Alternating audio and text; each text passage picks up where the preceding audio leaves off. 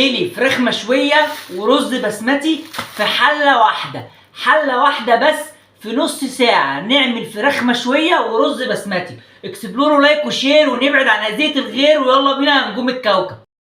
اول حاجه هنجيب الفراخ، وعايز اقول لكم لازم الفراخ تكون مغسوله كويس جدا عشان الفراخ دي هتنزل صوص على الرز. هنزل بعلبه من الزبادي. حبيبي يا متدلع، حط بهاراتك وخلي الناس كلها تولع تولع تولع. فلفل اسود، بابريكا، بهارات فراخ، توم باودر، بصل باودر، كزبره وملح. وهنزل هنا بقى كمان نص معلقه من الصلصه البوريه.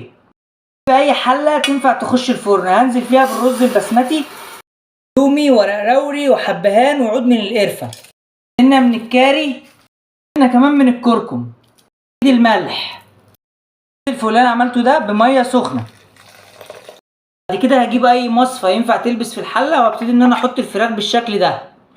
هجيب بقى الفويل واقفل من كل الجوانب، وهدخلها في الفرن من فوق ومن تحت لمده 40 دقيقه. هدخلها في الفرن بالشكل ده اهو، وهنشغل من فوق ومن تحت.